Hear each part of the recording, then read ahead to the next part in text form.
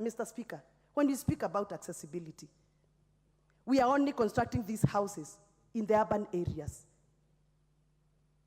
How accessible are these houses going to be to the people who live in extreme corner of my constituency, for example, the people who live in Madhaja village in Githega constituency of Githunguri County, sub-county?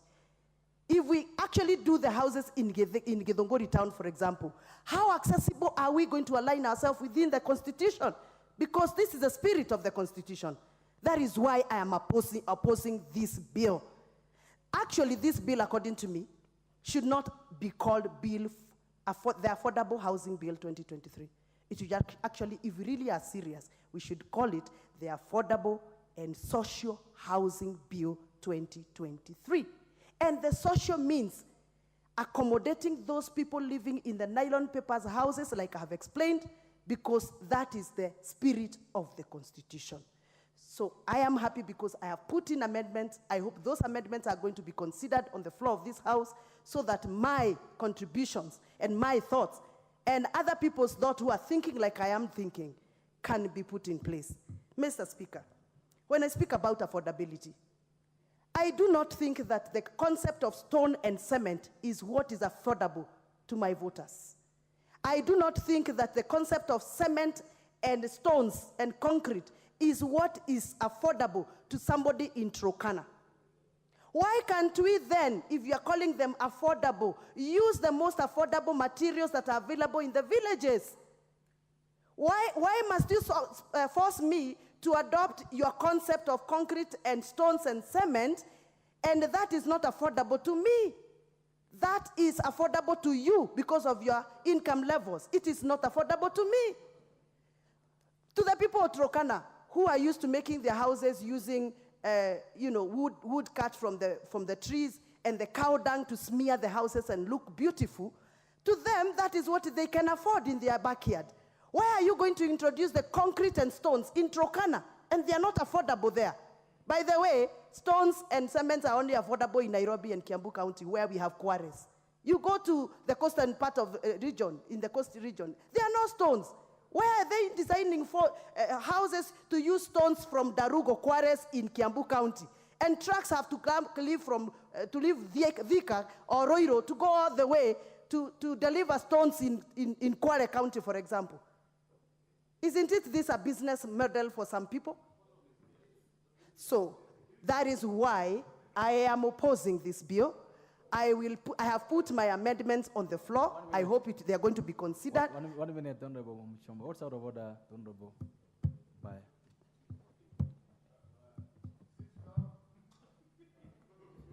Honorable Speaker, I rise to a point of order on misinformation because the coast region is known for the coral stone. And a lot of the houses in the coast are actually built on stone, coral stone. That's one of the most precious stones that is used for building. To say that the people of the coast actually enjoy staying in mud houses and they don't have building materials, we have. My constituency is a place called Tezo. Mombasa has been built by the stones from Tezo. It is a quarrying area. Better stones than those are thicker. Kwale itself has one of the best coral reef with the best coral stones. So what's out of order? Is a very well-informed person, but she should not distort facts. Okay. She should not distort facts and misinform people. We have very good building stones. And our houses, almost every house in Kilifi now is built. Thank you, the Honorable Baya. I think the Honorable Member is guided. Mr. Speaker, I think the Honorable, my friend, wanted to inform me, but he did not request me for permission to be informed because I don't think I was out of order. So next time, don't misuse the standing orders. Mr. Speaker, as I conclude, allow me to address the issue of land. I still would want to understand that this bill, because I've read it, it has not addressed how the government of Kenya is taking up public land. The legal framework around taking over pieces of land in our backyards is something that's still not addressed by this bill. No wonder I am not supporting it.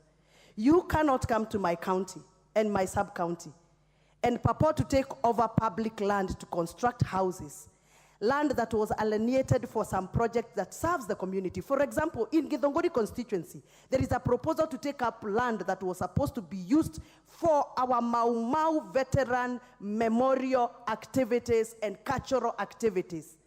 And there is a lot of coercion happening so that that community can lose that land to affordable housing. I still feel this is not right. There is no right. No. Allow her 30 seconds to finalize.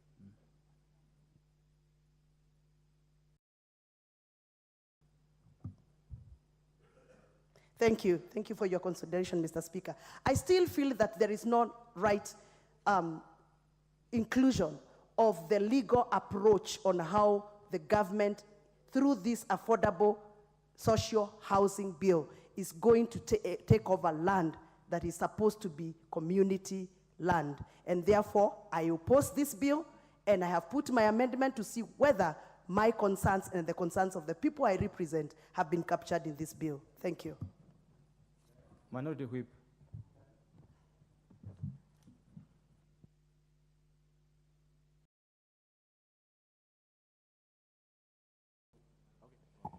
Thank you, Honorable Speaker. I rise to oppose this bill. And Honorable Speaker, right from the onset, it is important to say two wrongs don't make a right. And Honorable Speaker, the member for Kwanza was saying that we should try and improve on this bill. But there's no way to improve on something that is already flawed. Honorable Speaker, there is an issue of framework that was raised by the courts. I submit to you, Honorable Speaker, that we still have an insufficient framework in this housing bill. And allow me to demonstrate, Honorable Speaker. We have different forms of taxes and levies collected by the government. We have PAYE, we have NHIF, you have NSSF. Honorable Speaker, NHIF, there's a direct benefit to the person who pays that levy. The same thing with NSSF. You benefit from it. With PAYE and all income taxes is what we benefit from. We have teachers in schools. We have NGCDF whenever they decide to remit it, that goes down there to benefit. We have roads that are done. This is how we benefit directly from this PAYE. So how will this housing levy benefit the person who is actually paying this levy? If you don't change this issue, and I'm glad the chair is still here for housing, because we've had a side chat with him, and I respect the member for Emurua Dikir, that I submit to him that this makes it will be another challenge for this bill, and when we go to court of law, they will set it aside. Why? Because you've not shown, you've levied a tax, but you're not showing how we are going to benefit. And Honorable Speaker, there is the issue of, and allow me to speak of Embakasi West and Nairobi. And the leader of majority, and I don't know, he stepped out, he's asked us, the members of parliament, we should write and indicate the land where we're supposed to construct these houses. Honorable Speaker, I have a school with 4,000 students, 182 students in one classroom. I'm looking for land to build a new school. How will I convince the residents of that ward that I can set aside land to build houses that will be privately owned? And yet, in that entire ward, I've only got one public school. And this is the case all over Nairobi. We have an issue where we've built affordable housing, especially in Eastlands, Honorable Speaker. I'll be honest, we have slums where we have rentals going for 500. We have houses going for 1,000, 2,000 in Dandora, 3, 4, and as you accelerate all the way, you get to Buruburu, where you can afford to pay a house of 50,000, depending with your strength. Honorable Speaker, those are the affordable houses that we have in our constituencies. And what we need, Honorable Speaker, we need titles. We've built houses. We need them regularized. You cannot tell us to now come and build new houses. We have houses in Nairobi. We've built them already. Regularize them. Those are our affordable houses. We are okay. We don't need any more. We don't need any more. Those are sufficient for us. And let us remember, Honorable Speaker, the majority of those who are being paid salaries are here in Nairobi, Honorable Speaker. And if you look at the number of even houses being built here in Nairobi, it's unfair. So how will you convince all these people, where 60% of the GDP is here in Nairobi, and you're not even giving us that equivalent here in Nairobi? So we have a huge issue with that one. Honorable Speaker, let me remind my colleagues across the side, and I'm happy, Honorable Mbadi, because he might remind me. President Kibaki built houses in this Nairobi. He didn't impose a levy. They're here in Langata. President Uhuru built houses in Starehe. I wish the member of Starehe was here. They're here in Pangani. No levies were imposed. So it's not something new, and that's why as Azimio, we were willing to support. We had this in our manifesto because we knew we could do it without asking for any extra money. So, Honorable Speaker, I want to speak also about my constituency. Some of the areas you've been pointing out where you want to demolish slums and build them. We've had uprisings and all sorts of mandamano going on in Nairobi because nobody wants their houses to be demolished. So we submit to you that we do have a form of affordable housing. It might not be the best, but it's what Kenyans can afford right now. And finally, Honorable Speaker, because I will have quite a number of amendments that I will bring in a bit later on. Honorable Speaker, let me caution, based on how this criteria has been put here. Honorable Speaker, before I became a member of Parliament, when I was an advocate trying out, then I was earning a salary of 20,000. I had the opportunity, Honorable Speaker, to apply for an affordable housing scheme that is here at Nyayo Estate. Honorable Speaker, if there is a place where there was a lot of corruption and you needed to know somebody, was that scheme. That is how you've exposed us in this new bill. And I want to urge you, and I'm saying the Honorable Owen Bai is really paying attention. I urge you to go to Nyayo Estate. Those affordable houses, as they were considered then, because about 700,000-800,000, see the people who own them. It is the wealthy people during that regime who own those houses there. They own 10, 15 houses. People who are cabinet secretaries, PSs, members of parliament, those are the people who ended up owning those houses there. The way this bill is crafted, Honorable Speaker, the criteria that it is a simple ID, it is so subjective. It means somebody somewhere will choose and determine who is to get a house. And that is it. It doesn't matter what you contributed, what you gave out. All that will not be considered. This might boil down to the tribe, skin of your color, the depth of your pocket, who you voted for, party, share ownership. All that kind of nonsense is what will be considered. And they will ignore the fundamental issue of what we as Azimio wanted to sort out by creating affordable housing at a low cost without adding a single shilling to the taxpayer. So I'm going to urge the chair of the committee, because we will have a bigger discussion during the third reading. Allow us to amend this bill, as your colleague from Kenya Kwanza, Honorable Ferdinand Wanyonyi, said, and allow us to even delete each and every single clause here and redraft this bill afresh. And we do have the strategy. We do have the plan. Allow this issue to be a bipartisan issue where we can give you a better bill without adding a single shilling, a single tax to Kenyans out there. So, Honorable Speaker, in this current form, I apologize, I've not had a chance to look at the report of the committee because it came out at night. And I'm hoping some of these issues, we're going to look at them in depth. But, Honorable Speaker, the way it is, I'm sorry, but I cannot support this bill in its current form. Thank you, Honorable Speaker. Thank you. The Honorable Nyikal. Thank you, Mr. Speaker, for giving the opportunity to discuss this. Mr. Speaker, I rise to oppose this bill because it is actually flawed. Mr. Speaker, this bill, the objective is to provide for affordable housing, to levy, put a levy, and to give a framework. It does none of those, absolutely none. Throughout the bill, there's been no indication on how these houses are going to be affordable, meaning it's cheaper than other houses in the market. You actually pay, you don't know you are going to get, and then you put a deposit of 10%, then you are given a house, and then you pay back the loan. That is standard.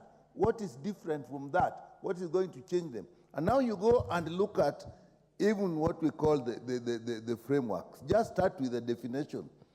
Affordable housing, not more than 30% of your income per month. We start to put figures. How are you going to actually ensure that it is not more than 30%? And then you go down, and the affordable houses are actually 3 types. Social housing unit for people whose income are below 20,000.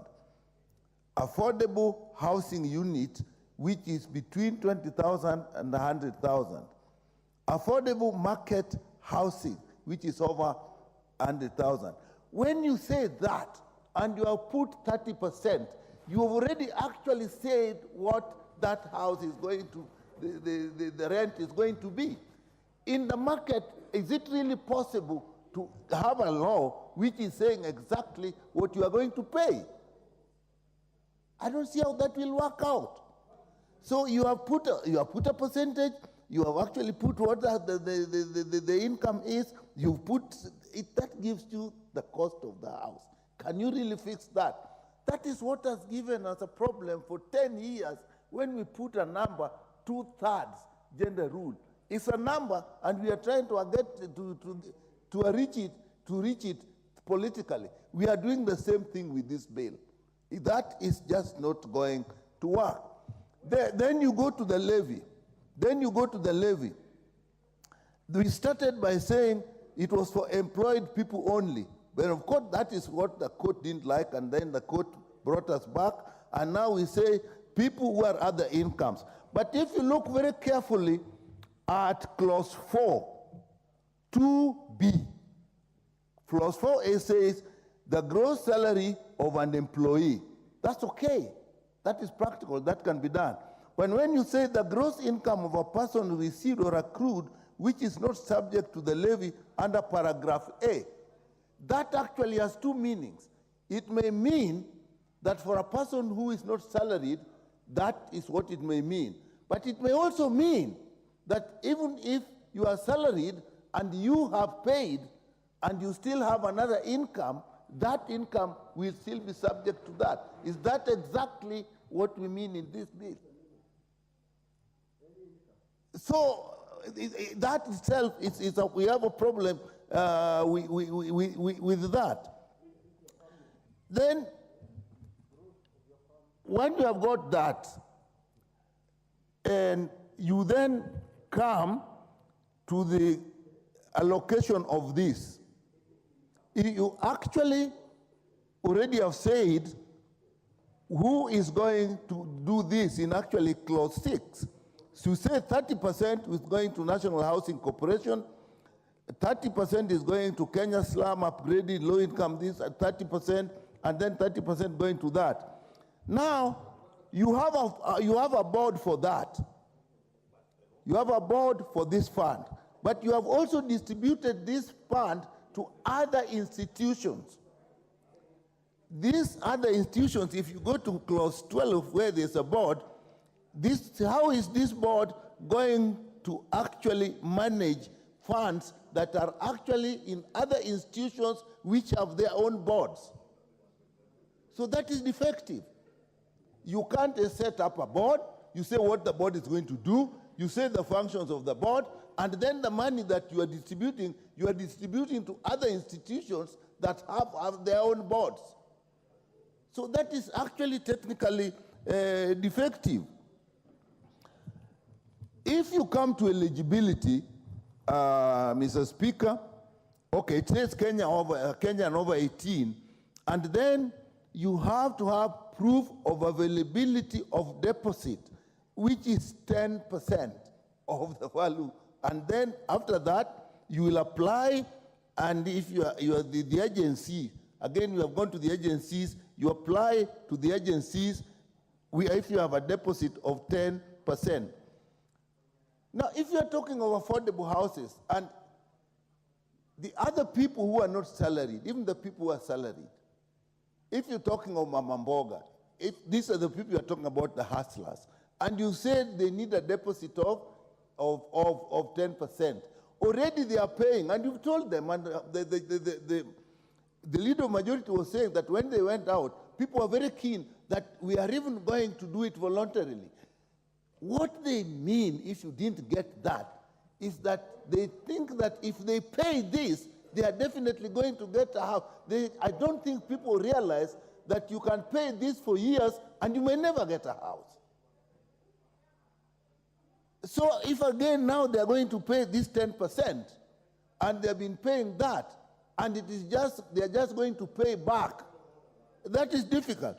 And again, you realize when you go to clause 38, you find that an eligible person may actually not be able to raise 10%. Then you say...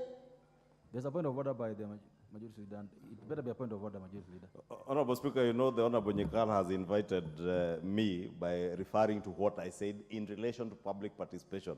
But clearly, the Honorable Nyikal has not read what came out of that public participation in the committee's report, because all the issues he's speaking to, from eligibility, there are proposed amendments by the committee, including the question he's raising of 10% deposits, are things that are very well articulated in the committee's report if you go through it.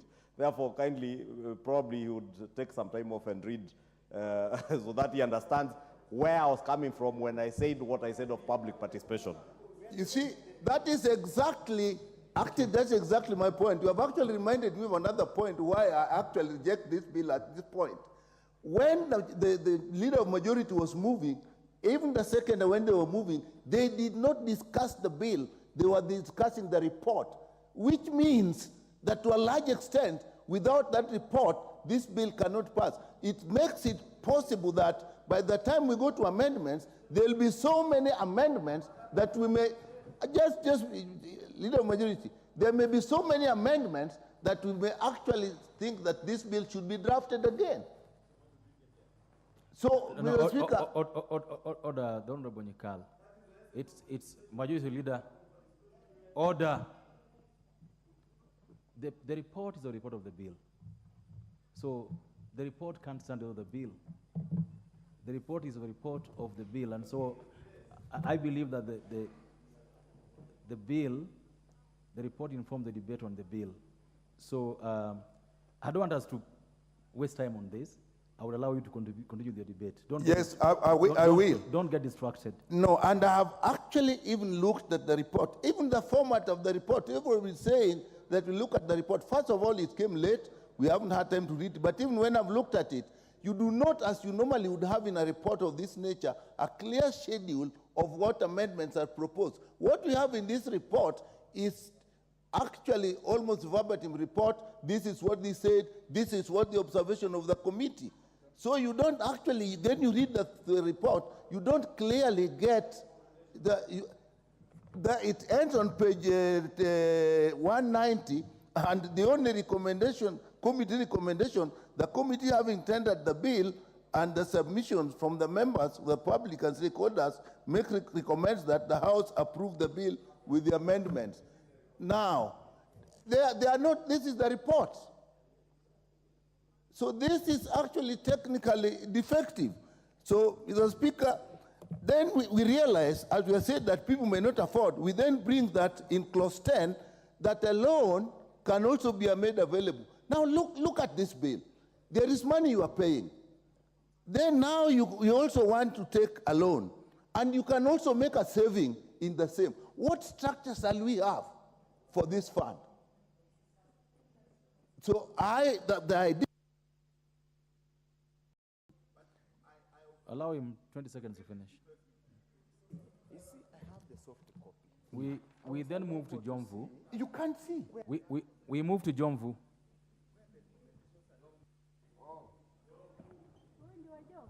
Jomvu eh? Ha? Nitaongea hakuna shida.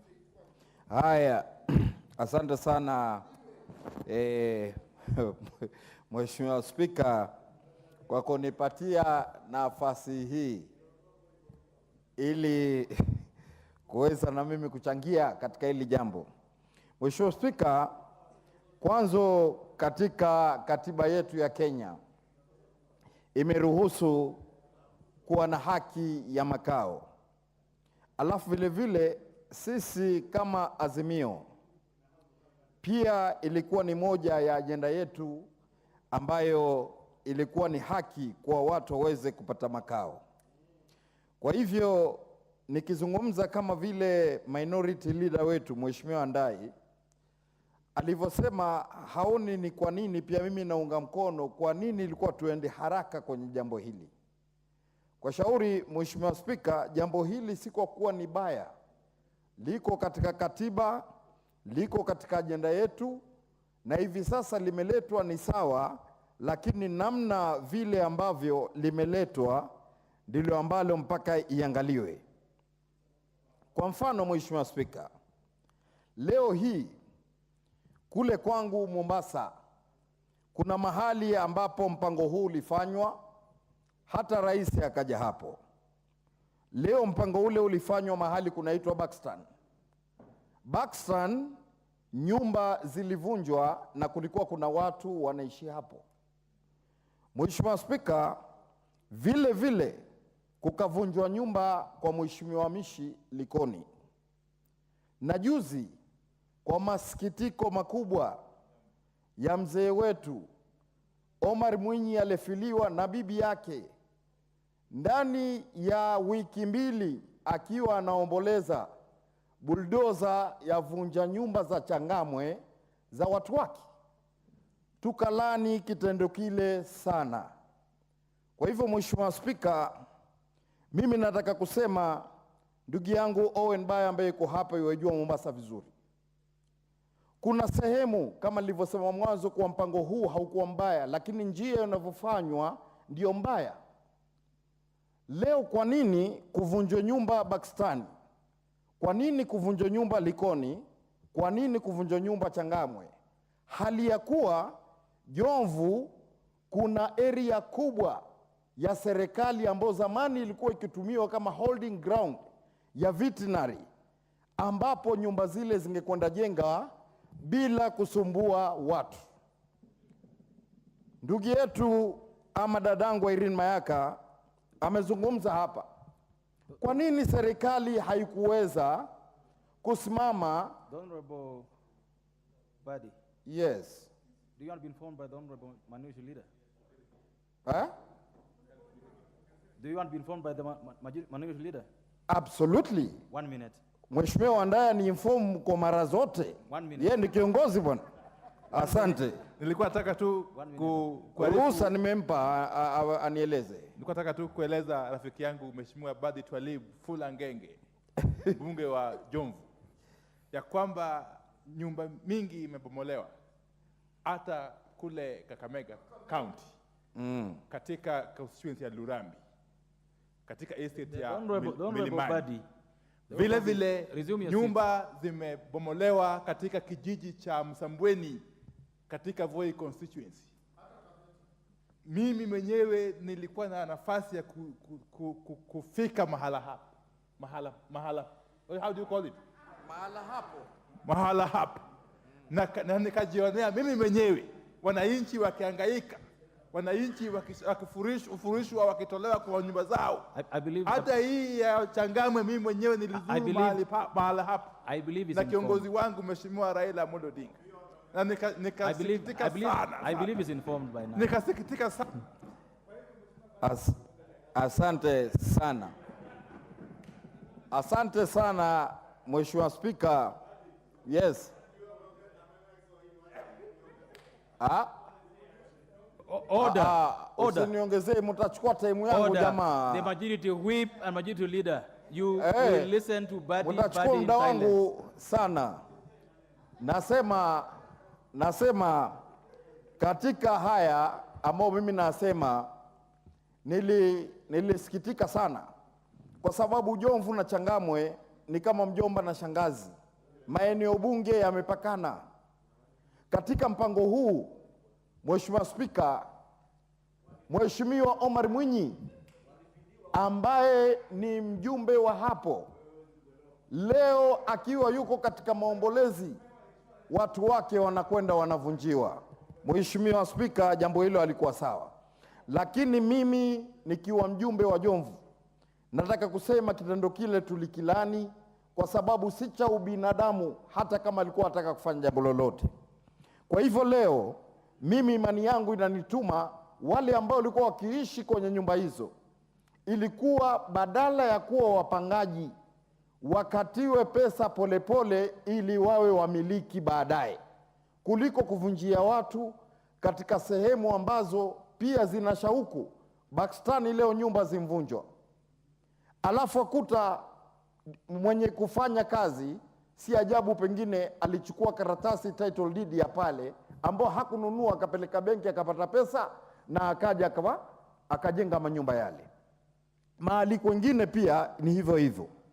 Leo mimi nauliza pia Mheshimiwa Spika, 1.5% ama 1.5 kwa 100 ambayo watu wanakatiwa na waajiri. Watu wamekatiwa, hata wafanyikazi wangu mimi ofisini walikatiwa. Na leo nataka kusema kitu kimoja. Mheshimiwa Njendi pale amesema ati wakichelewa kidogo wanaambiwa wanapakatiwa 3%. Mimi nachukua sauti yangu leo. Mheshimiwa Spika, mara ya kwanza hii levy ilipokuwa imposed ama kuanzishwa, ofisi yangu ilikuwa haina operation cash. Wafanyikazi wangu walikuja mimi ni wakopeshe pesa housing levy. Ikiwa wao wafanya kazi na hali imekuwa ni vile, je, wale wengine ambao hawafanyi kazi, Mheshimiwa Spika, itakuwa katika hali gani? Kwa hivyo hali hii ni lazima iangaliwe, kwa sababu leo watu wanaambiwa wakatiwe pesa hizi, wanaambiwa tu kwa pamoja, ama kwa kizungu tunasema anakuwa generalized. Lakini Mheshimiwa Spika, anayekatiwa yuko mmoja ambaye hana loan, na anayekatiwa yuko mwingine ana loan. Ana mzigo mkubwa.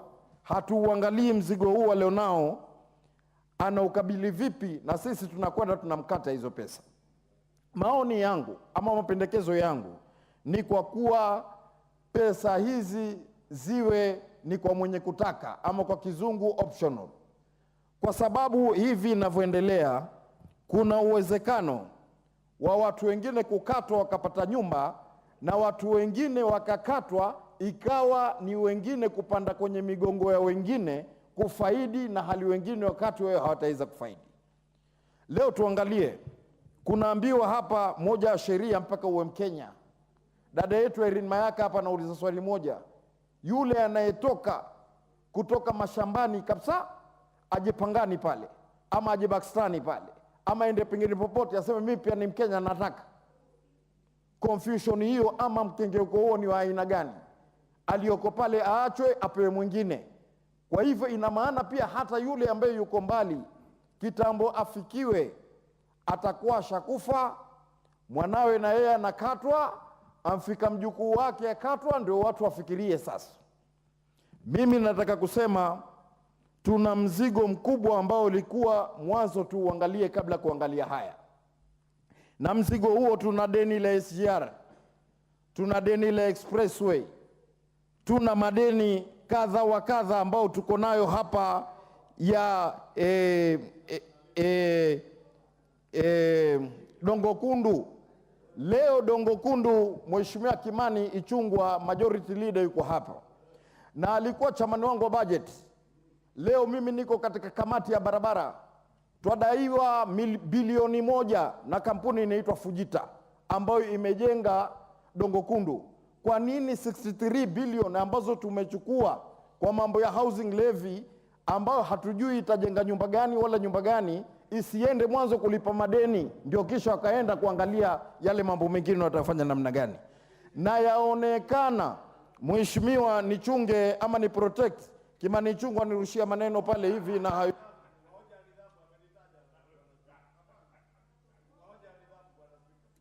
Bwana Badi atamaliza mchango wake. Ningependa aimalize. Aya, tumpe basi kiongozi ya walio wengi dakika moja pia. Unajua Mheshimiwa Spika, Mheshimiwa Badi Twalib asema ya kuwa tuna bilioni 63 ambazo hazijulikani zitajenga manyumba wapi. Mbona tusitumie hizo fedha kulipa madeni ya pending bills ya Fujita, contractor ambaye anajenga barabara kwa eneo bunge lake huko Dongo Kundu. Lakini Mheshimiwa Badi Twalib ndiye alipitisha sheria hapa ya kusema ya kuwa hizi fedha za housing levy haziwezi tumika kwa mahitaji mengine yoyote, hata kulipa madeni, ila tu kazi ya ujenzi wa manyumba na mambo ambayo yanaambatana na ujenzi wa manyumba. Kwa hivyo Mheshimiwa Badi asifanye Wakenya waamini ya kuwa mimi ndiye nimekataza ujenzi wa ama Fujita kulipwa. Na sijui ako na mambo gani na huyu Fujita. Pia kufuatia kanuni zetu, kanuni ya 90, atuambie amjuaje huyu Fujita. Mbona Fujita tu ndiye anamtetea alipwe? Asante. Ningependa pia kuuliza kwamba unazoongea na Bwana Opiyo Wandayi atakwambia pending bills nini kwa Kiswahili. Uko na dakika 20 kumaliza mchango wako. Mheshimiwa 20 seconds. Mheshimiwa Spika, naomba kando na nafasi uniongezee dakika kidogo ambazo zimechukuliwa pia kwa kuwa nimetatizwa kidogo. Uko na sekunde 30 kumaliza mchango wako. Sawa. Sasa mimi nataka kusema kwanza sina interest ama jambo yoyote kati ya maneno yangu na Fujita. Hiyo ni maneno nimesema kwa sababu ndiyo hali ilivyo. Na nikiwa mwanakamati wa uchukuzi najua ni wapi tudaiwa, najua ni wapi hatujamaliza kazi, najua ni wapi hatujaweza kuendelea mbele.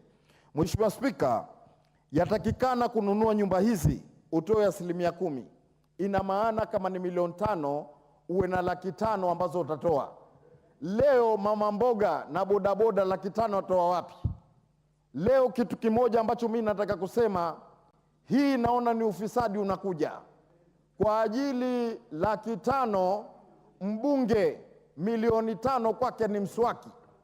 Kwa hivyo 500,000 mbunge za kuchukua pesa akaenda keka deposit ya nyumba 10 Katika hali hiyo ya Kiswahili tuende Likoni. Tuende Likoni tusikie. Tubaki kwa Kiswahili bado. Bwana Mugabe tunakuja kwako. Kiswahili bado kitawale kidogo. Muda wako inkwisha. Wakati huu ni wa Likoni. Thank you, Honorable Speaker. Honorable Speaker, I want to say from the onset, the issue of affordable housing is a noble initiative because our constitution talks about the right to shelter. Lakini sasa mbona unaniangusha? Nilifikiria tulikuwa pale Kiswahili bado. Hai, basi ikiwa Speaker umetaka niongee Kiswahili, wacha nirudi kwa Kiswahili, lakini leo nilitaka kuongea Kiingereza. Use any language. Use any language. Sasa Honorable Speaker, lazima time yangu iregeshwe vile ilivyokuwa. Maana naona nimepata some interruptions nyingi sana. Mheshimiwa Speaker, nataka niseme from the beginning, the issue of housing is a noble initiative because the constitutions talk about the right to shelter for Kenyans. But I want to say this idea was recklessly rushed. And that is why you see during the public participation, majority of Kenyans objected on this idea of paying housing levy. And again, that is why we had some negative ruling from our courts. I want to say, Honorable Speaker, if today I may ask whether we have a proper legal framework to ensure that there is proper accountability, transparency, and even the management of the housing levy. Because here we are talking about a big fund, a fund which needs to be monitored, a fund which needs a proper mechanism to ensure that there is proper oversight. And to me, I think we are not ready for that, and we don't have that right now. Honorable Speaker, in the bill I've seen that the CS is going to be given extra power to give some exemption to maybe to some persons or categories of persons, the way it's been written in the bill. So my question is, where is that detail to show who are these persons or categories of person? Are we not leaving a loophole for the CS maybe to abuse his power so that maybe he can give his friends, his cronies, just in the pretext that it is in the clause that he can do some exemption? Honorable Speaker, I'm just looking on those people who are almost retiring. Maybe they have 2 or 5 years to retire, and they have done their contribution. And yet when they retire, it means they're not going to be able to contribute. What will happen to their contribution, or are they going to be eligible to be given the houses or not? That is another question. Honorable Speaker, I'm also looking, how are we going to identify the beneficiaries, those people who are going to be given those units?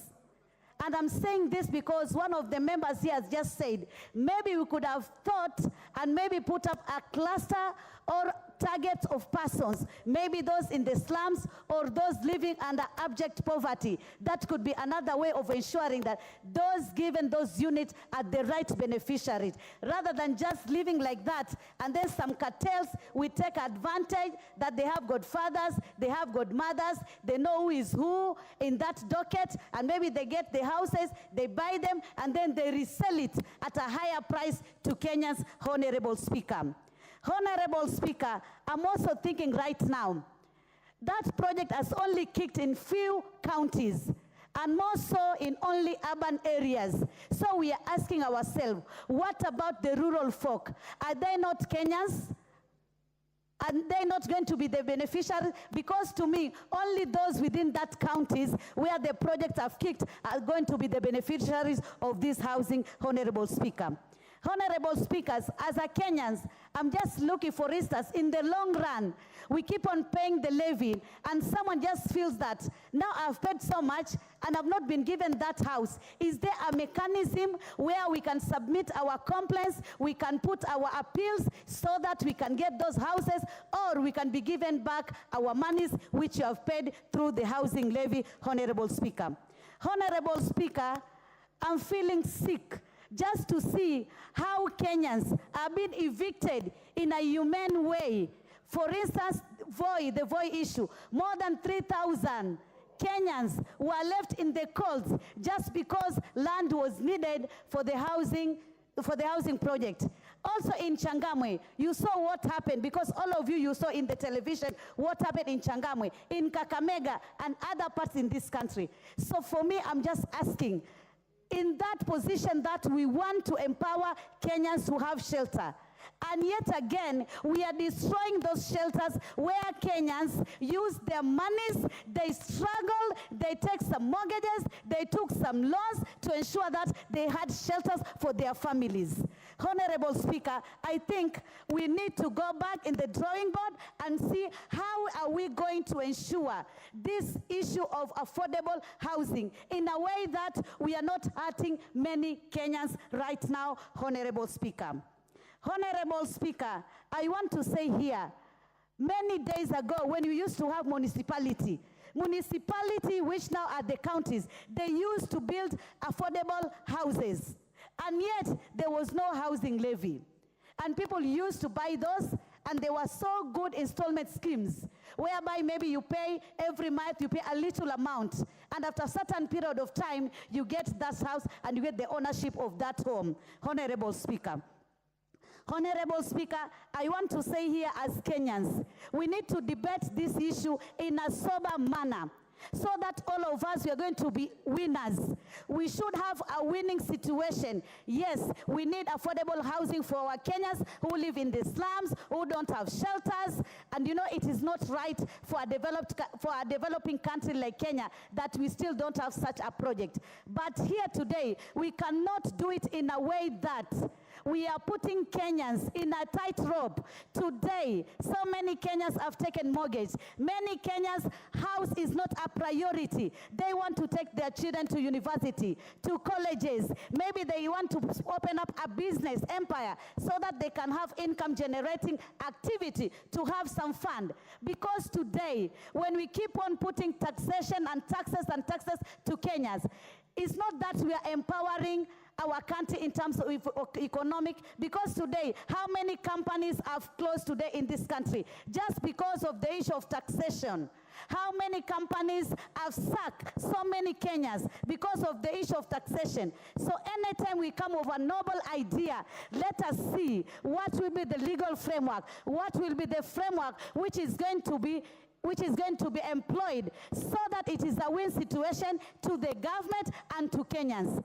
And again, the issue of land. We all know the categories of land. We have the national land, and we have also land which are vested under the county government. In terms of the issue of land, tomorrow somebody is going to say, this was a community land, this is a public land. How has it changed to be a private land after somebody has been given a unity of a home? So there are so many other issues in terms of the legal perspective, which we need to address them before we agree that we want to ensure that Kenyans have shelters in this country. Honorable Speaker, I'm also looking at the 2% money for administration.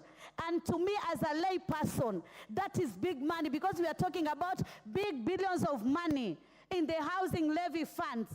And now you are taking 2% for administration. And you know, administration is only some few operations.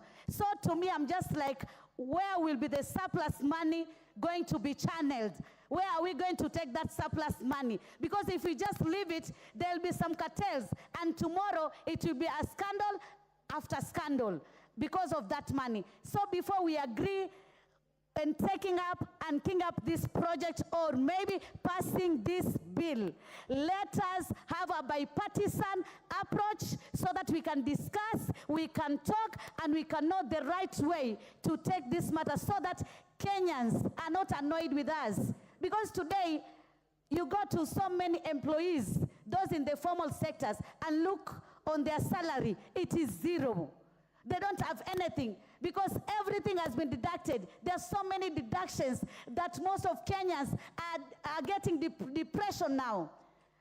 Mental illness is rampant in this country. And you're asking why? It is because people are not believing what they're seeing. You are working a lot, but more than 60% goes to the government. And then you're asking yourself, where am I taking to my family? What do I have as a result or as a balance from my salary, which I'm taking to my family? So, Honorable Speaker, I want to say, when we have good ideas, let us first talk, discuss it thoroughly, and get ways of ensuring that anytime we want to do something which is good and which is going to take this country to another level, without having so many rejection and negativity, let us talk and let us get the better way of ensuring that we have our noble ideas being employed. I thank you, Honorable Speaker. Thank you. Member for Gembe South. Thank you very much, Mr. Speaker. Yes, Honorable Angela, what's out of order?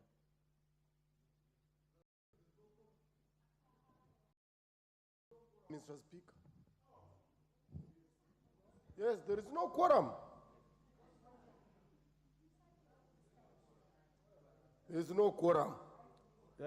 I'll order that the quorum bell be rung for... Mbona hawanipi niongee? Utakaa hapa mpaka saa ngapi? Wewe acha yako hiyo. There is no quorum. What do you do? I order that the quorum bell be rung for 10 minutes.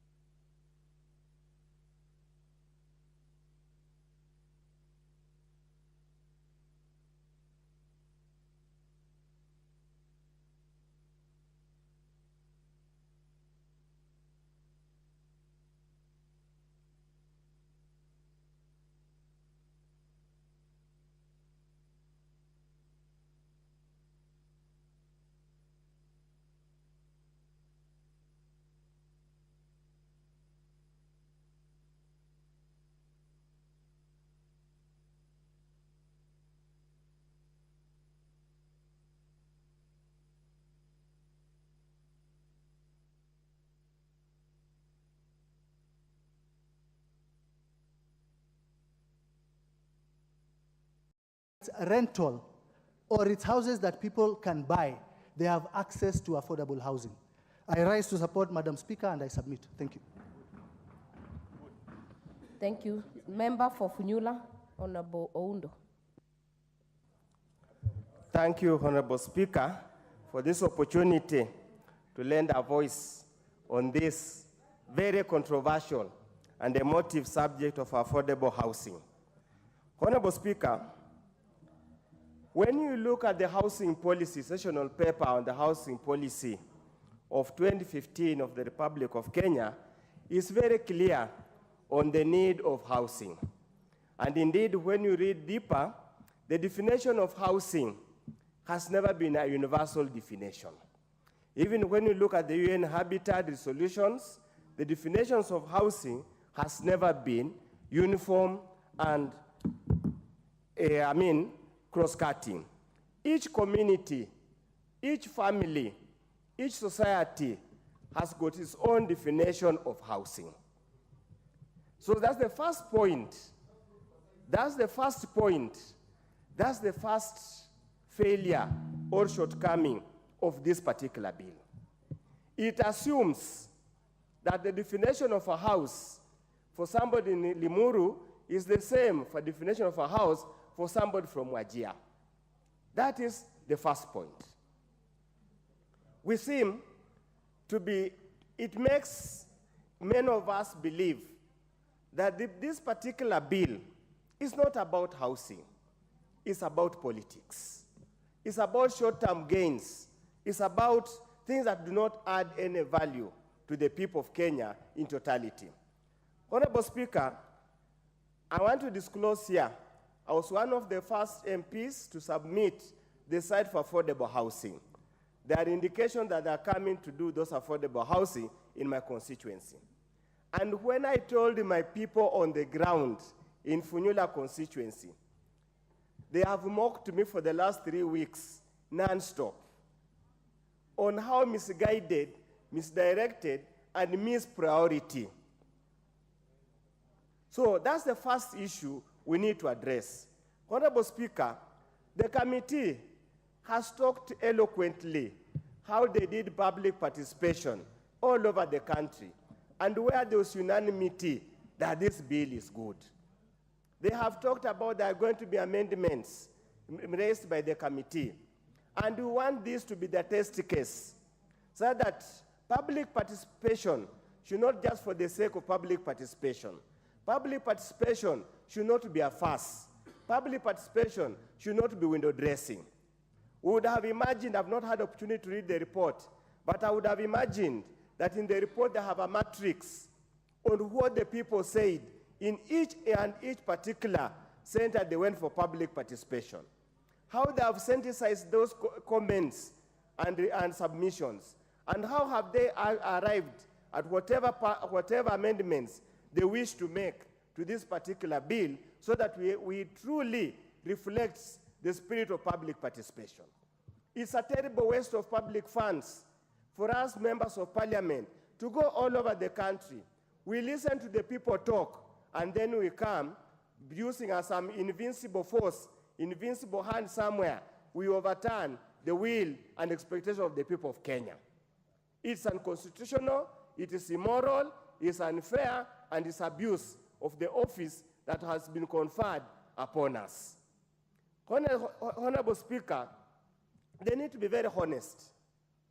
There is a lot of concerns regarding this particular bill. The first one, and which has been the bone of contention, is the source of the funds to implement the housing, the affordable housing, social housing, affordable market housing, whatever definition you give it. The issue of the housing levy, it has been a bone of contention, and the courts of law have pronounced themselves in respect to that matter. Trying to cure the issues raised by the court of law by including clause 4, 2B, whereby you are talking now to look for other incomes.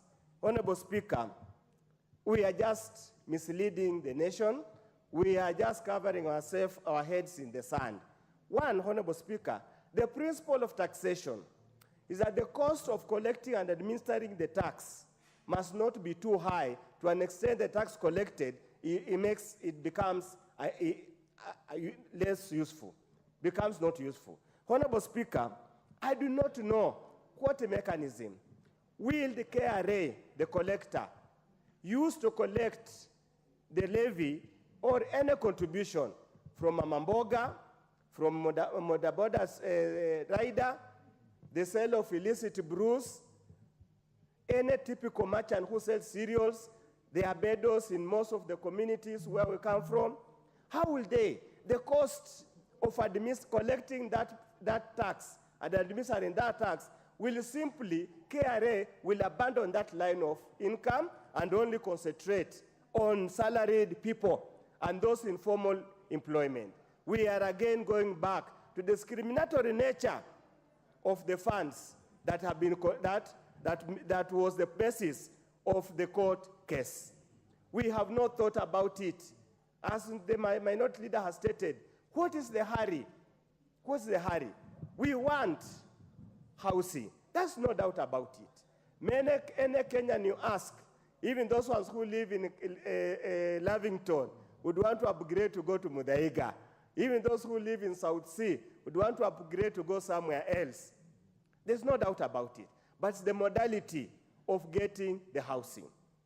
Honorable Speaker, and we'll move this amendment, and as usual, we will let the tyrant of numbers carry their day. We need, Honorable Speaker, there is an attempt to cure the problem, and that is clause 38 of the bill. Clause 38 of the bill. Which says an eligible person may make voluntary savings with an agent for purposes of raising a deposit towards the allocation of an affordable housing unit. That is where the solution lies. Housing is personal.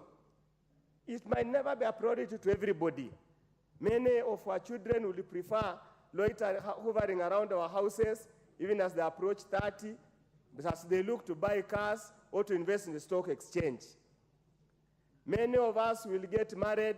A man will move to a woman's house. You might do not need the house that you had until the day another competitor of the house comes to kick you out, which happens quite often. So, Honorable Speaker, I want to urge the majority side.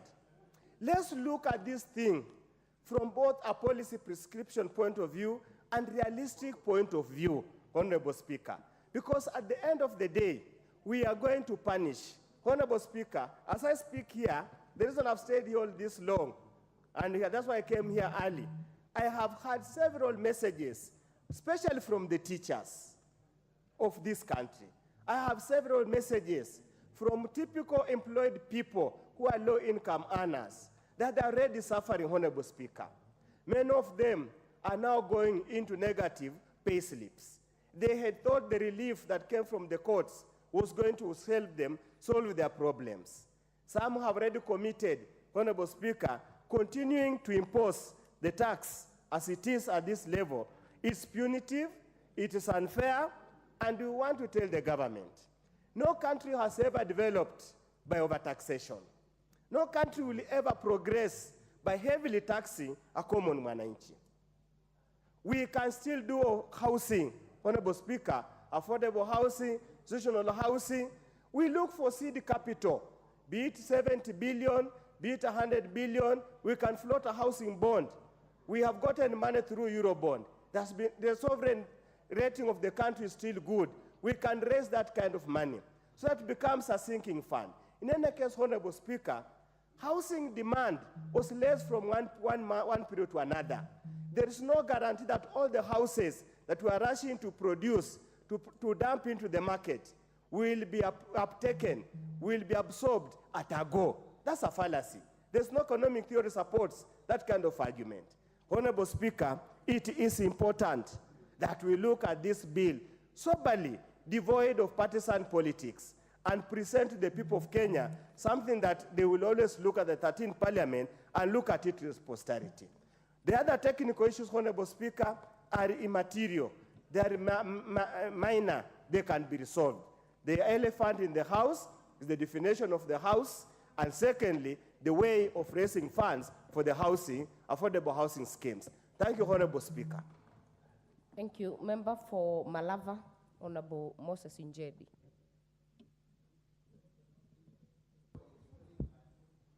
Thank you, Madam Speaker.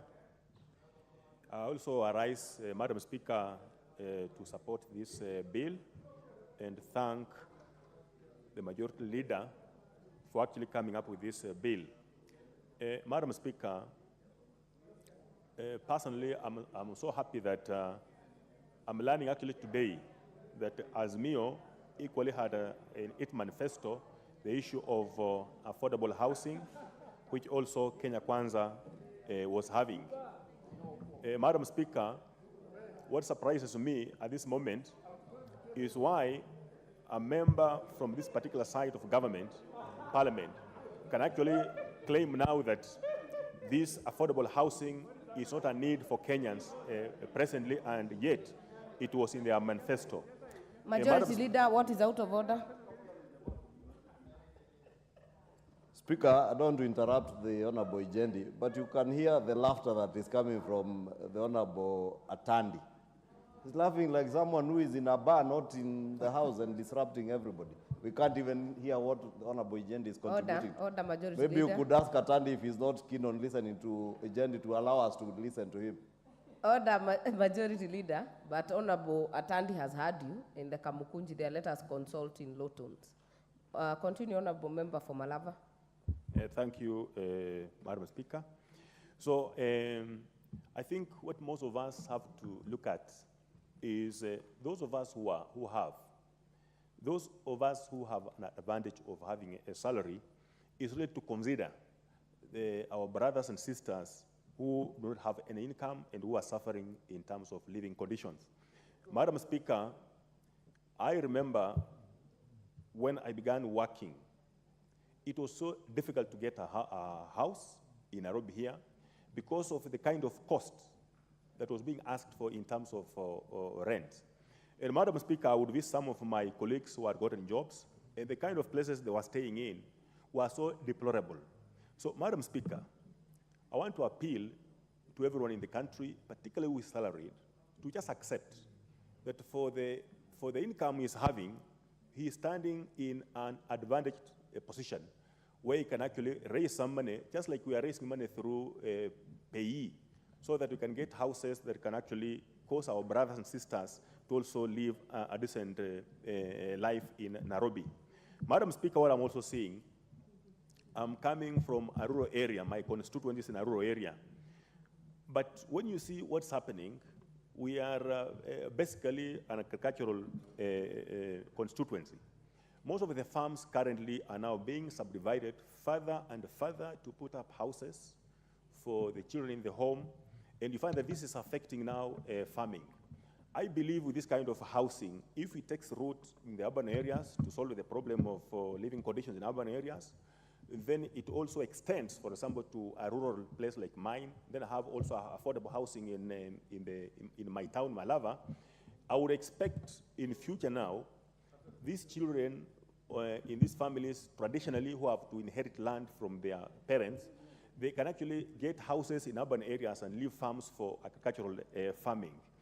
Otherwise, Madam Speaker, I would really support this, that and every one of us, because after all, Azmio and Kenya Kwanza were having this, is only to support this, and if there are a few amendments, we make the amendments. However, Madam Speaker, when I look at clause 4 of this bill, paragraph 2A, it says, when it comes to this levy, it shall be at the rate of 1.5%. And this A, it says gross salary of an employee or the gross income of a person received or accrued, which is not subject to the levy under paragraph A. Now, Madam Speaker, my only question is this.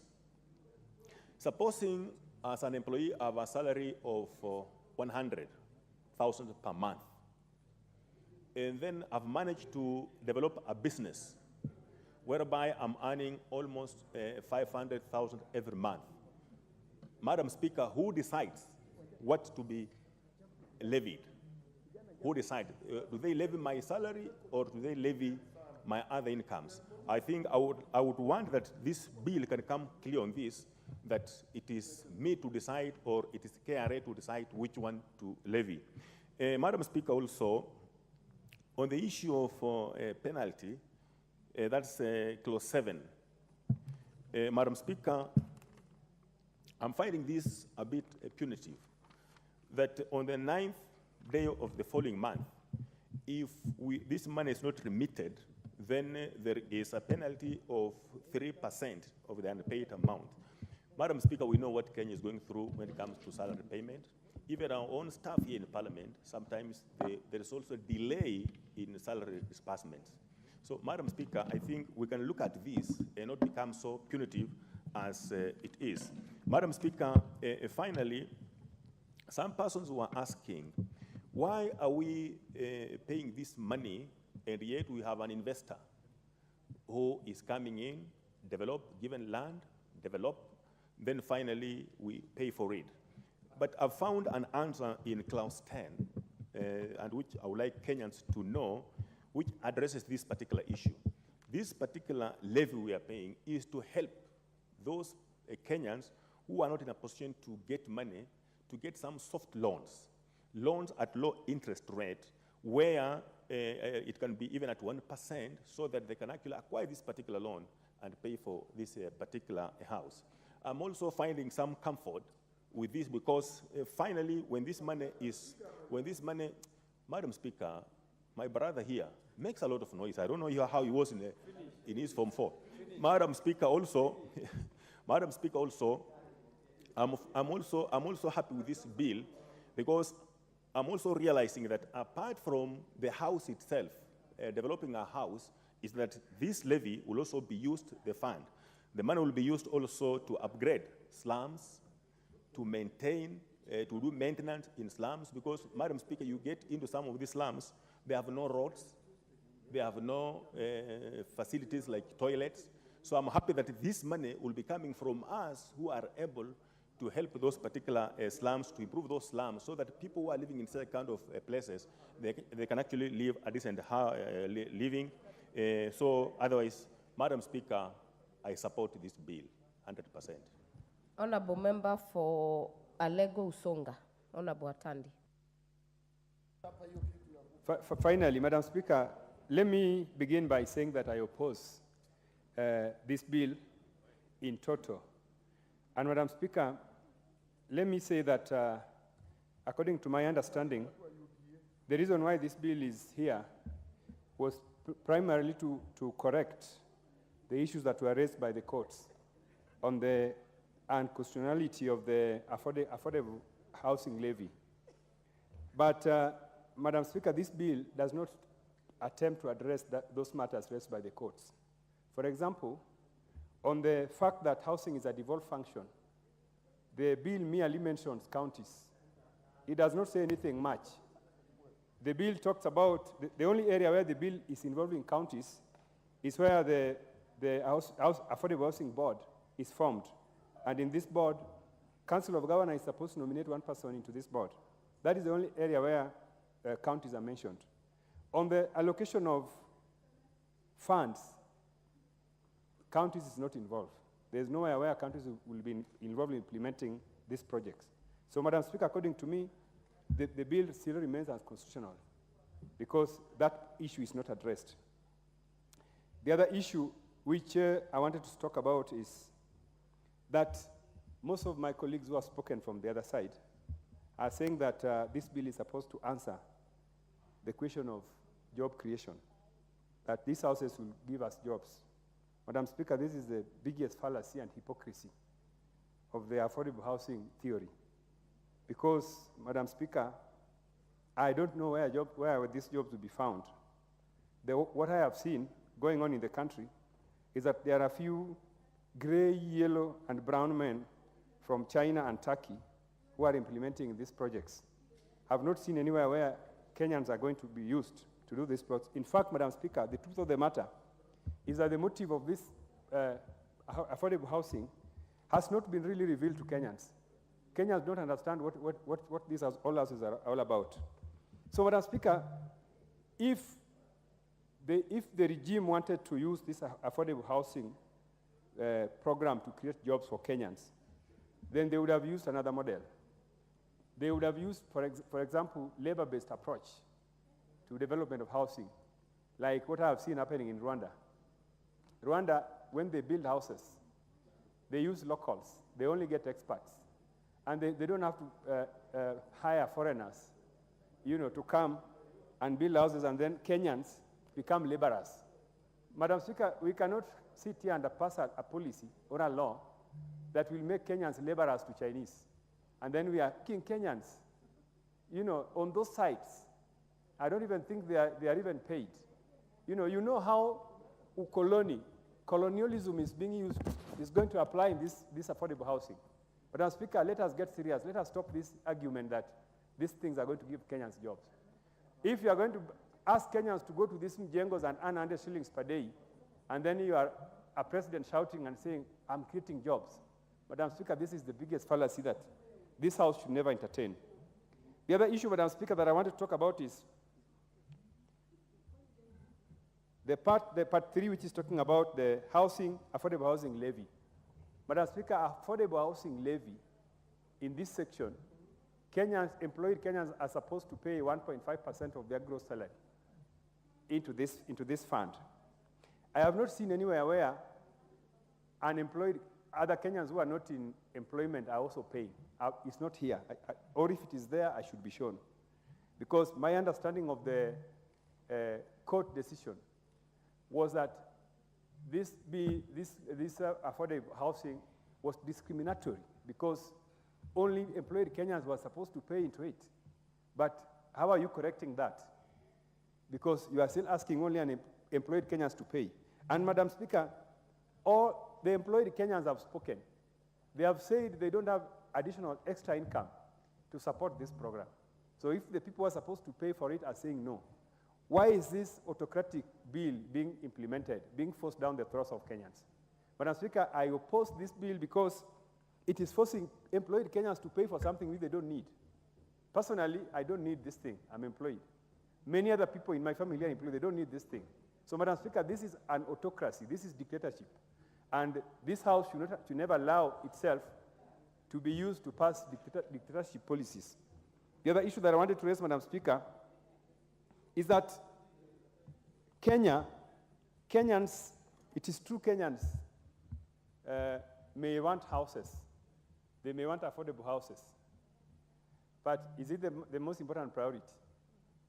Because as a House, we need to, pass policies and laws that Kenyans want as a priority.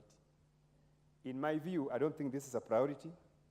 Some people have sat somewhere and they've decided that we need to collect resources from Kenya, build houses and eat. In the end, Madam Speaker, this is going to be the biggest scandal in the history of Kenya. Bigger than Goldenberg, bigger than Eurobond, where the monies were borrowed and they never reached here. When Auditor General Ruto said that the Eurobond funds were stolen, some people didn't accept and didn't agree. I want to predict that this affordable housing is the biggest scandal, and it is meant to benefit a few people in State House. This is a fact which must be highlighted. And therefore, I want to stand with Kenyans and say that this is something that Kenyans must reject. We must reject it. And Madam Speaker, the MP for Mombasa, Madam Zamzam, should go into the records of history of this House as the most eloquent speaker on this matter. And that if you were not persuaded by the speech by Madam Zamzam, then you need to check yourself. Madam Speaker, there are certain aspects of this bill which I wanted to support. But after Madam Zamzam made her contribution, I am now opposing the bill in totality.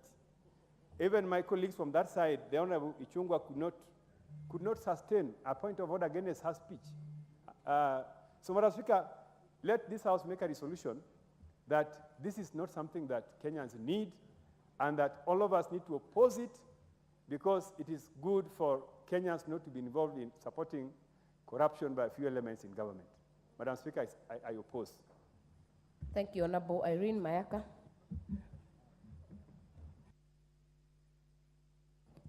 Thank you, Honorable Speaker. And Honorable Speaker, I'd like to take this opportunity to also add my voice to this particular bill, which I want to go on record that I oppose in totality. And Honorable Speaker, point number one, buying or purchasing a home is a very personal matter. And we need to understand that this is very personal. Honorable Speaker, this is like when you want to buy a bra. Because unlike when you want to buy a bra, when you want to buy other clothes, you can take them for fitting. You cannot do that to a bra. You are either size 38B or a size 34B. That is how personal it is when you're buying a home. Because it is said in this bill in part 1, sub-article 3, that it gives effect to Article 43 of the Constitution in terms of accessibility and adequacy. When you're talking about the matter of adequacy, and you tell an individual who is used to living with 50 people in the same boma, that now you're going to live in a house, a one-bedroom house. How is this being adequate to the needs of the people? Madam Speaker, when you look at the pay slips of Kenyans, majority of the people who are working, they have already been deducted mortgage, they're being deducted all these other deductions, and then you're adding the housing levy, and yet that house, they will not necessarily own it. Honorable Speaker, we had the new Speaker. You told us about the fact that we get deducted VAT, and some people are deducted VAT even if they don't have children. But I would like to educate you that VAT is a deduction that goes into a wider basket. Housing levy is specific. It goes into a specific levy, and therefore you cannot compare the two. That is like comparing a tomato to a potato. It doesn't work like that. Honorable Speaker, I'd just like to give you a comparative analysis of other countries. We've had housing levy in Finland, in Italy, in South Korea, and in all these countries, which are more developed than we are, they've actually had to review how housing levy is being administered.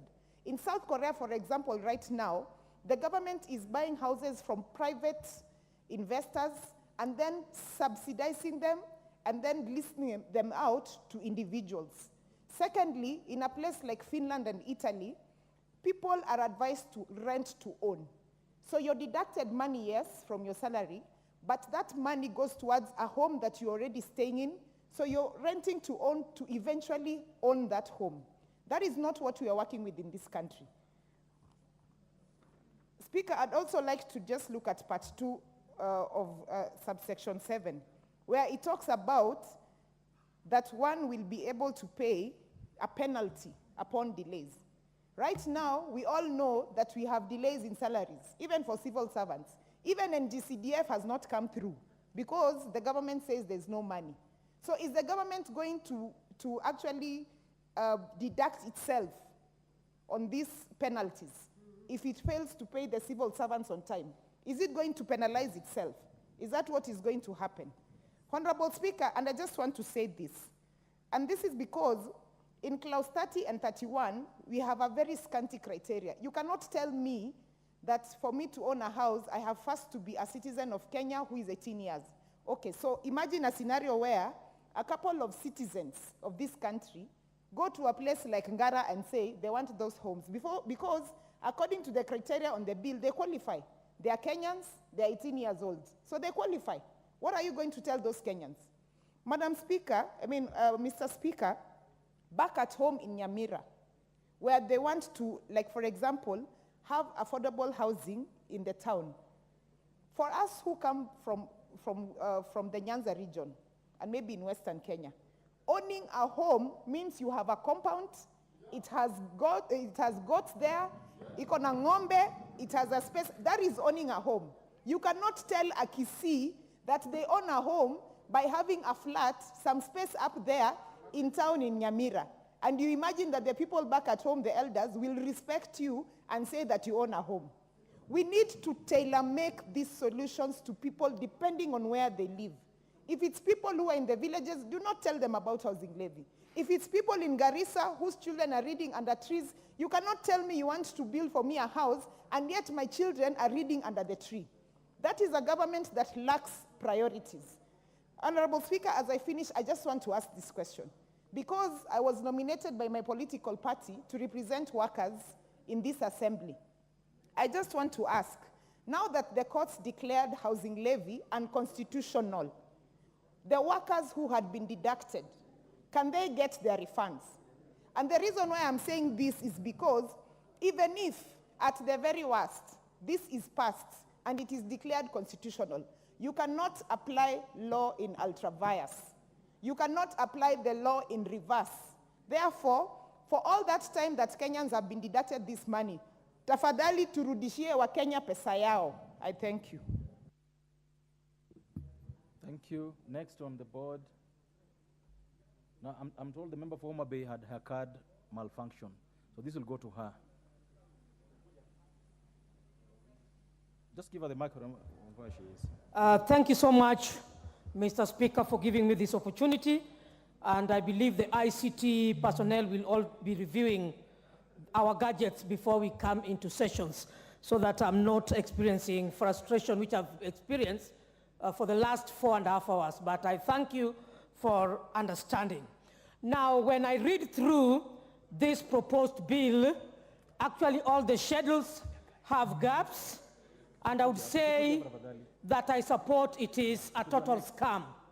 And I want to start by saying, Mr. Speaker, sir, that this is a bill that as legislatures in this House, we must stand to oppose until we are convinced beyond reasonable doubts in terms of implementation. A good proposal, which even Azimio had in the manifesto, as our minority leader stated. I want to say and talk from the perspective of a project plan. And I want to dismiss instantly. There is no project which is implementable to conclusion without definite parameters of implementation, clear framework, and sustainability, which is output of a project. In this affordable housing, there is nowhere that we are mentioning sustainability. So the technocrats were not involved in this.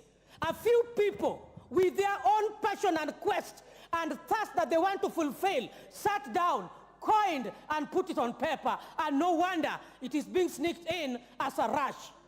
As legislators who are representing the citizens of this country, we know very well that we are undergoing tough times in this country. Even the members of the legislatures in this House are finding it rough, because when we get our pay slips, they are zero, deducted. You can't even understand from where you are coming from and where you are heading to. Yet we are the representatives of the people. This brings me to the question, what about the common mwananchi who is not employed, is not even near Mama Mboga, who can sell even 1,000 shillings per day? I want to say that this kind of affordable housing that we are talking about today, in the objects of the Constitution, primarily, we are saying that fairness is not taken care of. And when we are talking about fairness in this country, when the Constitution is highlighting on fairness, there is no fairness even on the deduction of the employed. There is no fairness of other members of this country on how they're going to foot the taxes. Under the objects of the Constitution, Mr. Speaker, sir, I want to say that inclusivity, which is enshrined in our Constitution, is not factored in the framework of this bill that is proposed. Why am I saying so, Mr. Speaker, sir?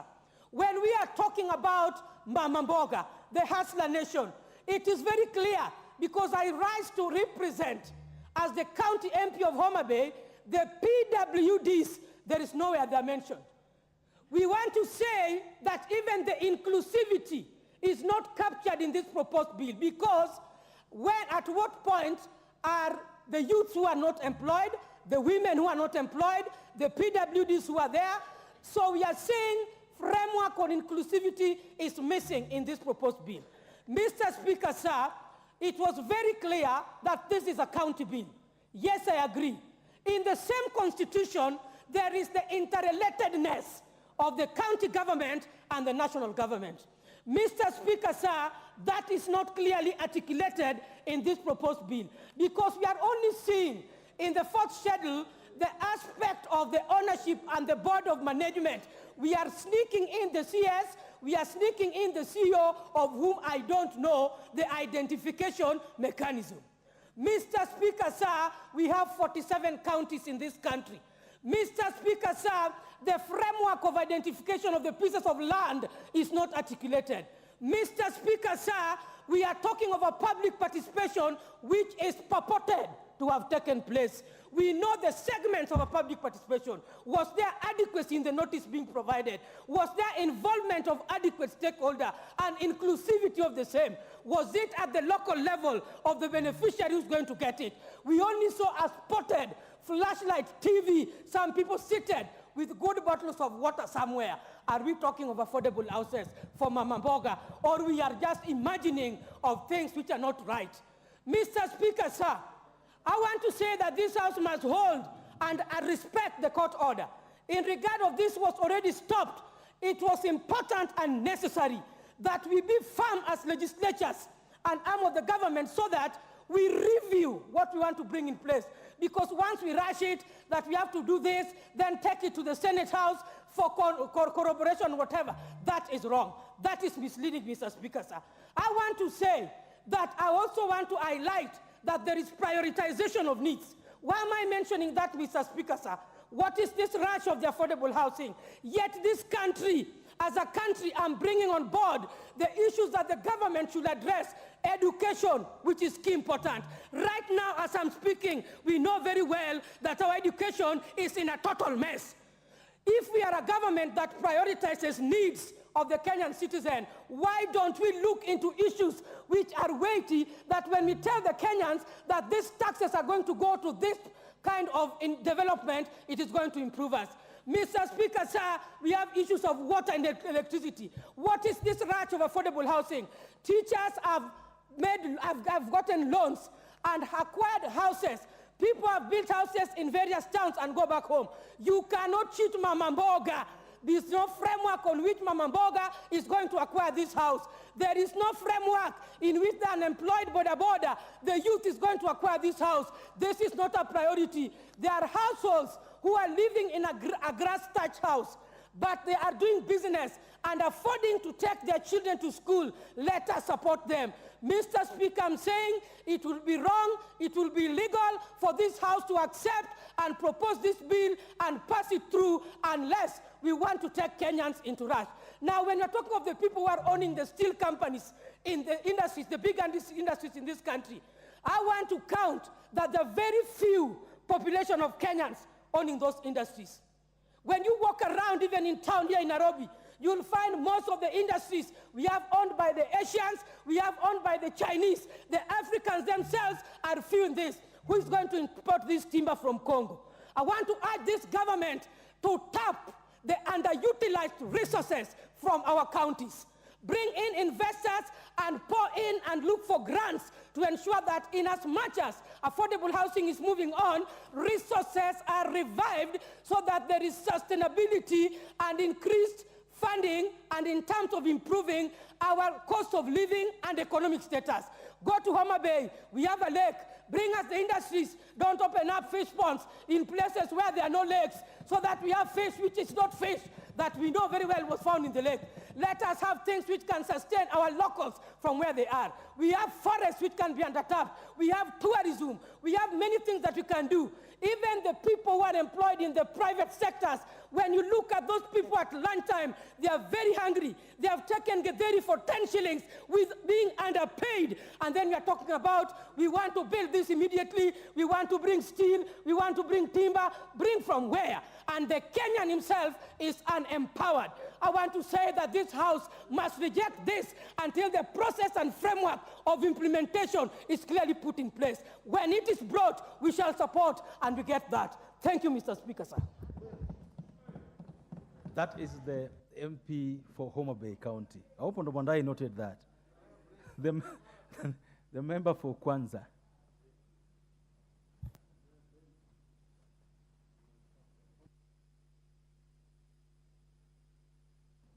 I will not be as, excuse me, Mr. Speaker, sir, I think give me time also to contribute.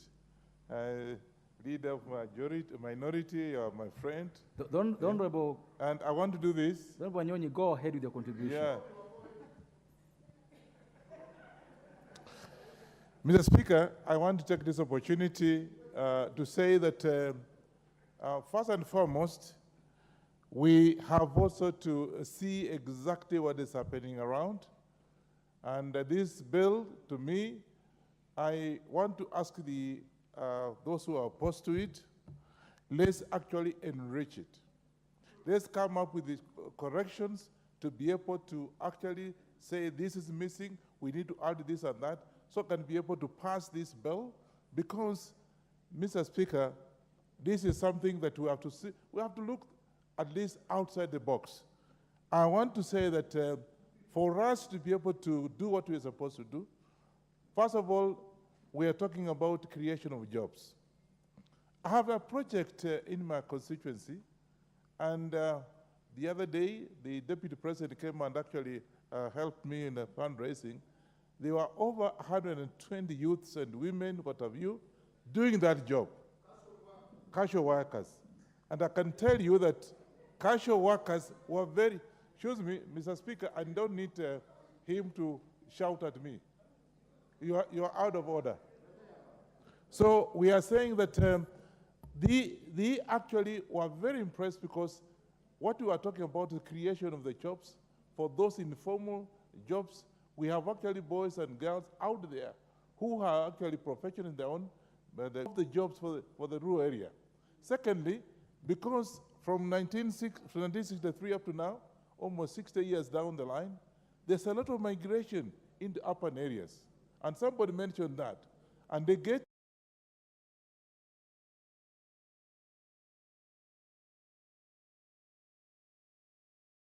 my Form 5, Form 6, I came over here, and where I was staying, I can tell you, it was pathetic, because there was no housing. So I think what we are doing, we actually, as members of parliament, we are trying to see if we can have dignified a way of looking at those who come in, who migrate to urban areas, and see whether we can be able to assist them. And I can tell you, recently I traveled to Angola, and I want to do that as a benchmarking, if you can well.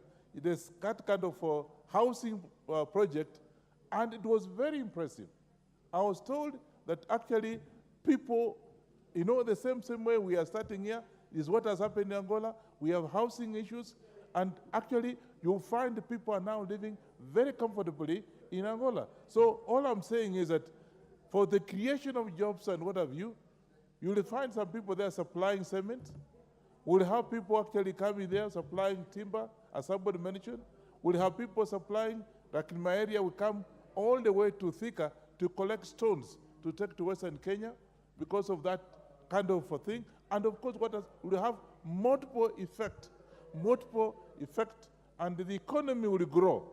So let's not look at the short-lived benefits, but the long-term benefits that somebody who actually is employed, he'll then, of course, have to get supplies of food, what have you. That, again, is a multiple effect. And that's how we can grow the economy. So all I'm saying is that we should not look at it on a short-term basis, and what am I going to benefit from this? We're looking at the long-term effect, and I can tell you, as an economist, I see this as the way of revitalizing our economy, a way of us making sure that the economy of this country comes back to where it's supposed to, because today we are looking at the economy is doing so badly because there's no effect. There are no jobs, but these are creation of jobs. You see, you give somebody 120 shillings or even 20,000 shillings after working for 1 month, that money is not going to keep it, it's going to use it, buy something else to be able to turn around the economy of this country. And I want to assure you members that this affordable housing scheme, to me, is one way of actually, after 60 years, we should not look around. You go around here town, see how our boys and girls, those who don't have jobs, who have jobs, they don't even know where to go. And so I think I'm asking the leader of the minority, and those are the who are opposed to this, to come up with some issues, to come up with issues that can be able to enrich this particular motion, so that can pass it for the benefit of our Kenyans. It's not for your benefit or my benefit. It's for the benefit of the Kenyans, and therefore I think it's only fair that we look at it. And as I said, half time, those who are doubting, we can even ask the parliament to sponsor some of them to go to Angola. They had the same scheme. And I can tell you, I went around and I saw for myself, it's something that people actually, anyway, it's something that you can benchmark. Not that you don't have to go there, but you can see what is up. Angola, Mobutu. Yes, okay? So I saw that and I was very impressed as far as I'm concerned. So down the line, I want to say that members of the parliament, let's pass this motion so that I can be able to see what we can do to benefit. It's not that somebody is going to benefit as an individual. Somebody is talking about corruption. I don't know how the corruption comes. The system that is there, if you want to look at it, let's look at it and see whether we can make correction and be able to support this particular motion. I want to support the motion, and please call upon those who have negative attitude, not because you are in opposition, it's going to benefit the other Kenyans. Thank you, Mr. Speaker. Thank you. Member for Githunguri.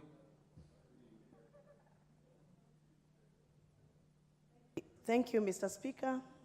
I rise to oppose this bill. I will be consistent and I shall remain so, not because I do not like the policies that are laid down by Kenya Kwanza government, but because I am in this house to pursue the interest of the people I do represent. And the people I do represent are people who have priorities, and the people that I do represent are people who understand the mathematics of making money from the farms and making their livelihoods better. Mr. Speaker, the spirit behind this bill was to dignify the way we live, was to make housing affordable and make housing accessible in line with the Kenyan Constitution, Article 43. Mr. Speaker, I am excited that the courts of Kenya found it worth to give a clear and sober direction over the existence of a law that cited the need to align ourselves with the Constitution of Kenya. Mr. Speaker, when I speak about dignity, you can only be dignified if you are living in a house that the community where you live in appreciate as a home. A home where your in-laws can come in, can enjoy a cup of tea, can enjoy a cup of musik, can enjoy a cup of uji, and get an opportunity to enjoy sunlight.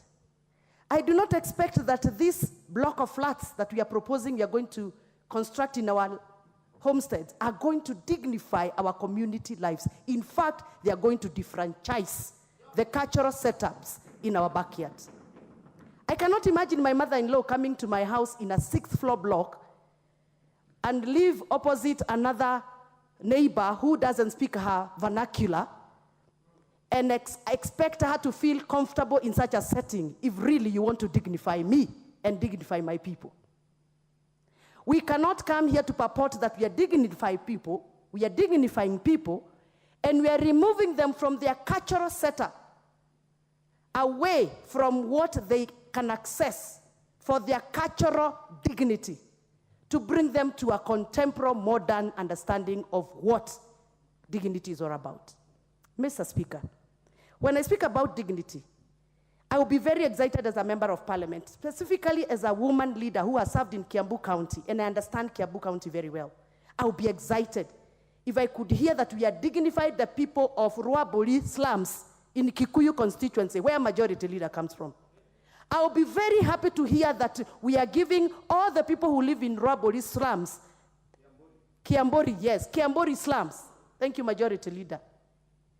I would be very happy to hear that the people who are living in Kiamburi slums, all of them are going to be dignified, and they're going to be given these houses in the most affordable way for them, remembering that most of them living in the slums have no constant income. They are not employed. I'll be very excited if these houses are going to be given to the people who are living in Thika constituency in a Geshagi known as Geshagi Kia Madharau, meaning it is a village of indignified life. I'll be very happy if these houses are dignifying those people. I'll be very, very happy if these houses are dignifying the life of the people who live in Gashagi Kamaratadi. That is in a village of houses made of paper, nylon paper, in Lari constituency. I'll be very, very happy. But looking at what has been done in the past, when this house tax and levies were introduced in this house, the houses that are being constructed, for example, the ones that have been constructed in Roilo, there is nobody from Gasogi Kamadharau can afford those houses. The deposit they are in, 400,000 per house, they cannot afford. So what dignity are we talking about here? Who are we dignifying? Mr. Speaker, when you speak about accessibility, we are only constructing these houses in the urban areas. How accessible are these houses going to be to the people who live in extreme corner of my constituency, for example, the people who live in Madhaja village in Gedega constituency of Githunguri County, sub-county? If we actually do the houses in Githunguri town, for example, how accessible are we going to align ourselves within the constitution? Because this is the spirit of the constitution. That is why I am opposing this bill. Actually, this bill, according to me, should not be called the Affordable Housing Bill 2023. It should actually, if we really are serious, we should call it the Affordable and Social Housing Bill 2023.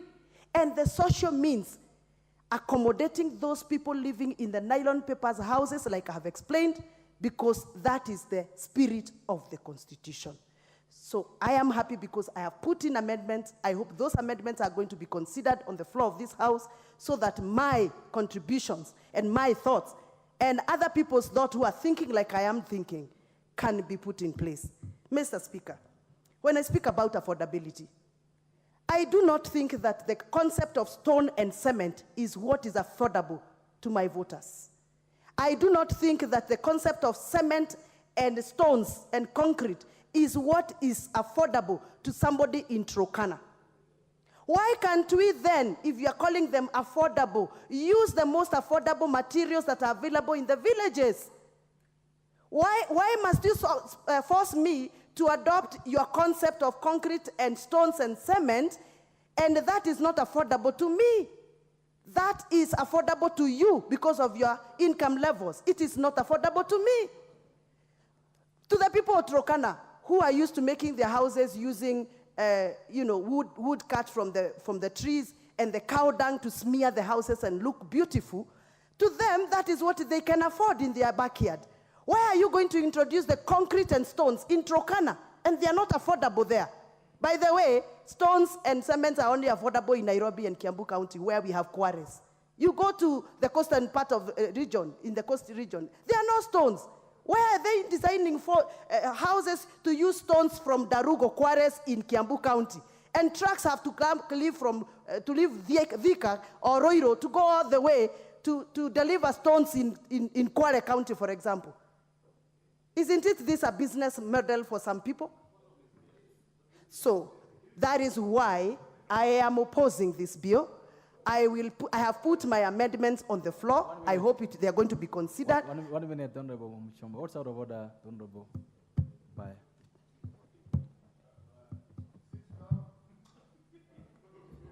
Honorable Speaker, I rise to a point of order on misinformation because the coast region is known for the coral stone. And a lot of the houses in the coast are actually built on stone, coral stone. That's one of the most precious stones that is used for building. To say that the people of the coast actually enjoy staying in mud houses, they don't have building materials. We have. My constituency is a place called Tezo. Mombasa has been built by the stones from Tezo. It is a quarrying area. Better stones than those are thicker. Kwale itself has one of the best coral reef with the best coral stones. So if you What's out of order? Shomba is a very well-informed person, but she should not distort facts.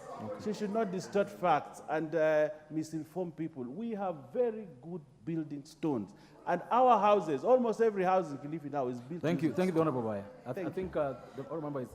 Mr. Speaker, I think the Honorable, my friend, wanted to inform me, but he did not request me for permission to be informed because I don't think I was out of order. So next time, don't misuse the standing orders. Mr. Speaker, as I conclude, allow me to address the issue of land. I still would want to understand that this bill, because I've read it, it has not addressed how the government of Kenya is taking up public land. The legal framework around taking over pieces of land in our backyards is something that's still not addressed by this bill. No wonder I am not supporting it. You cannot come to my county and my sub-county and purport to take over public land to construct houses, land that was alienated for some project that serves the community. For example, in Githongori constituency, there is a proposal to take up land that was supposed to be used for our Mau Mau veteran memorial activities and cultural activities. And there is a lot of coercion happening so that that community can lose that land to affordable housing. I still feel this is not right. There is no right. No. Allow her 30 seconds to finalize.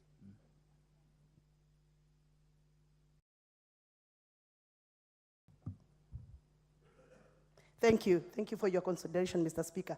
I still feel that there is no right inclusion of the legal approach on how the government, through this affordable social housing bill, is going to take over land that is supposed to be community land. And therefore, I oppose this bill, and I have put my amendment to see whether my concerns and the concerns of the people I represent have been captured in this bill. Thank you.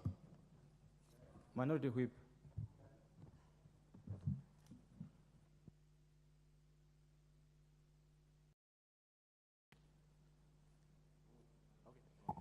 Thank you, Honorable Speaker. I rise to oppose this bill.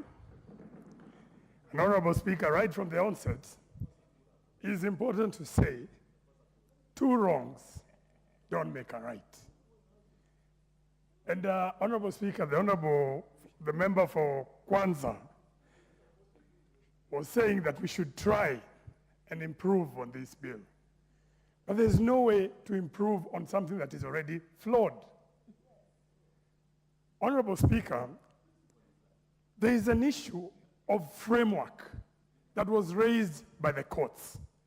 I submit to you, Honorable Speaker, that we still have an insufficient framework in this housing bill. And allow me to demonstrate, Honorable Speaker. We have different forms of taxes and levies collected by the government. We have PAYE, we have NHIF, you have NSSF. Honorable Speaker, NHIF, there's a direct benefit to the person who pays that levy. The same thing with NSSF. You benefit from it. With PAYE and all income taxes is what we benefit from. We have teachers in schools. We have NGCDF whenever they decide to remit it, that goes down there to benefit.